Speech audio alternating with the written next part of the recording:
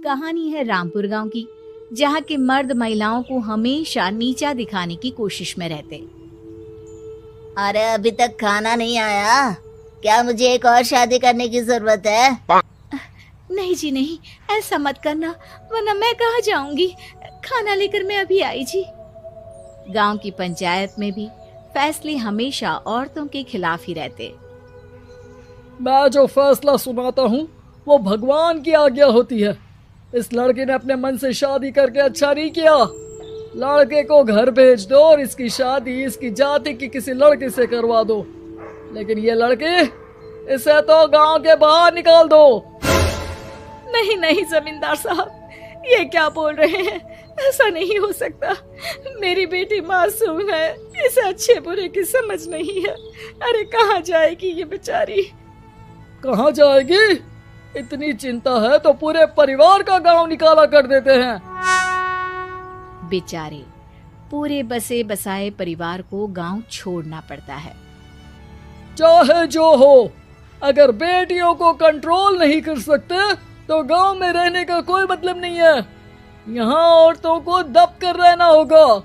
कोई भी अपने हिसाब से कुछ नहीं कर सकता, सब ईश्वर की मर्जी से ही होगा।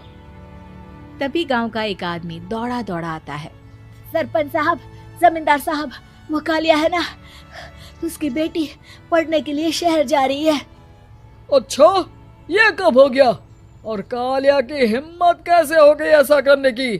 लेकर आओ उसे और उसकी बेटी को। बस फिर क्या था, हाजिर हो जाते हैं कालिया और उसकी बेटी सरपंच के सामने।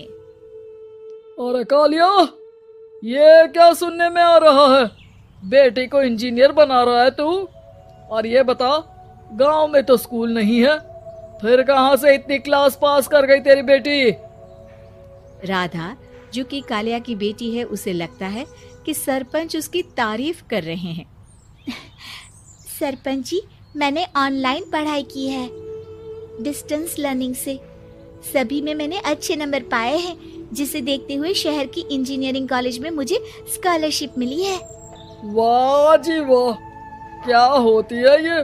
पहले तो ये बताओ, फिर आगे की बात करते हैं। पूरा गांव राधा की बात सुन रहा था और राधा बोलती जा रही थी।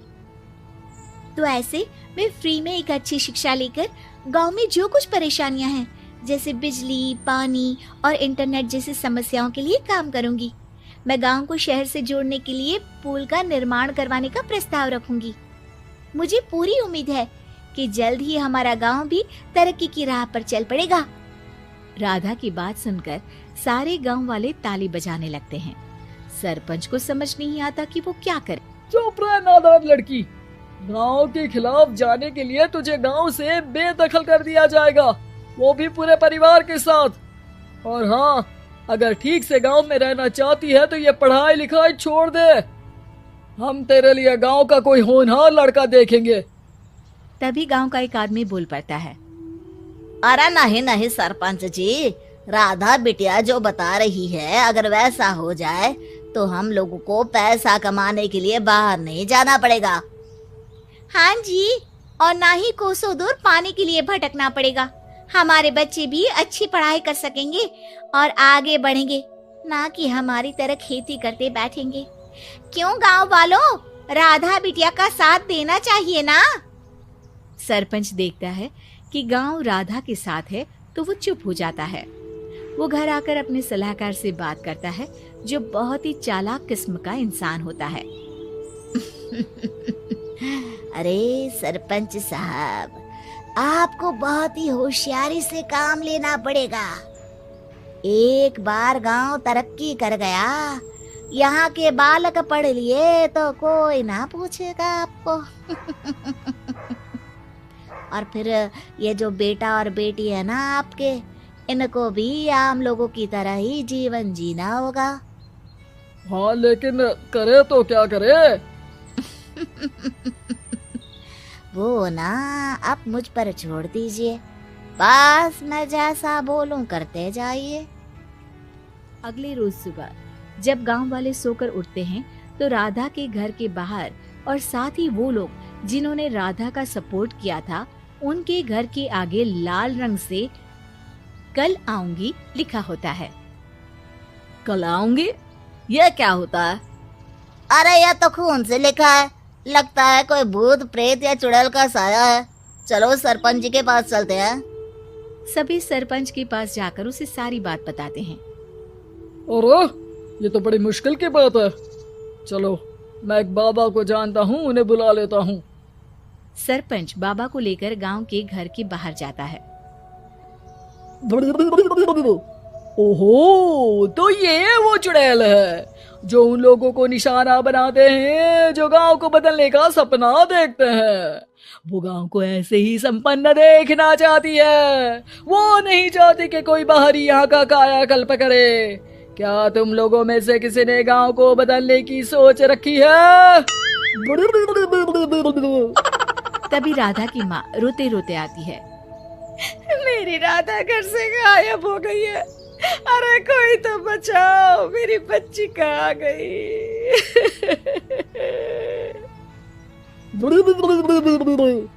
ले गई वो चुड़ैल, तेरी बच्ची को ले गई। अब वो उसे श्रापित करके छोड़ेगी, उस पर चुड़ैल का साया हो जाएगा। तभी बुरी सी हालत में राधा भी वहां आ जाती है। उसके बाल चुड़ैल की तरफ फैले होते हैं और कपड़ों में खून लगा होता है। सभी राधा को देखकर डर जाते हैं। माँ, पता नहीं मुझे कौन उठा कर ले गया था। अरे दूर दूर हो जा चुड़ैल, अब हम लोग इस गांव में नहीं रुकेंगे। अरे कैसे बातें कर रहे हैं आप? कल तो आप मेरे भरोसे गांव का हुलिया बदलने, अपने बच्चों को पढ़ाने और तरक्की उन्नति की बात कर रहे थे, तो आज क्या हो गया आपको? ये फिर तुम लोगों को बहकाएगी। ये चुड़ैल गांव में आ चुकी है, ऐसे ही ये तुम्हारे घर के बच्चों को भी ले जाएगी।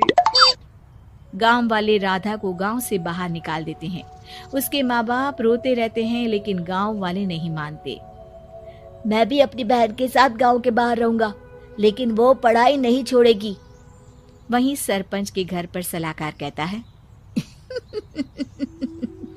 देखा, सांप भी मर गया और लाठी भी नहीं टूटी। लेकिन अगले ही दिन सरपंच के घर के बाहर भी वही शब्द लिखे होते हैं। और फिर सरपंच की बीवी कहती है, हमारी बेटी को किसी ने अगवा कर लिया है। तभी राधा का भाई वहां आ जाता है। अरे गांव वालों, मैंने सरपंच जी की बेटी को देखा था। वो चुड़ैल उसे उठाकर ले जा रही थी। अरे क्या मजाक कर रहे हो? नहीं नहीं सरपंच जी, आप नहीं जानते। वो चुड़ैल अब आपकी बेटी में आ जाएगी, जैसे राधा के अंदर आ गई थी। तभी सरपंच की बेटी वैसी ही हालत में वहां आती है जैसे राधा आई थी। पापा, पता नहीं कैसे मैं गायब हो गई थी। चुड़ैल, इसके अंदर भी चुड़ैल का साया है, मारो इसे। अरे नहीं नहीं, इसे भी राधा के पास गांव के बाहर ही भेज दो। अरे चुप रहो, मेरी बेटी कहीं नहीं जाएगी और चुड़ैल वुड़ैल कुछ नहीं होता है। अरे कैसे बात कर रहे हो सरपंच जी? आप तो बोल रहे थे कि आपका फैसला भगवान का ज्ञान होता है, तो अपने पर बात आई तो अब आप ऐसे बोल रहे हैं। अरे ना ना ना, आपको अपनी बेटी को त्यागना ही होगा। अरे बुलाओ बाबा को। राधा का भाई बाबा को ले आता है, जिसे अब गांव वालों के डर के कारण सच बोलना पड़ता है। मैं कोई बाबा नहीं हूँ, मैं तो मोची था। ये सलाहकार महोदय ने मुझे कहा था एक्टिंग करने को। वो मुझे पैसे देने वाले हैं। अब मुझे माफ कर दो। गलती हो गई, मुझे माफ कर दो। तभी वहां राधा आ जाती है। देखा सरपंच जी, जब गांव के बच्चे साक्षर होंगे तो आप जैसे लोगों की चालाकी नहीं चलेगी।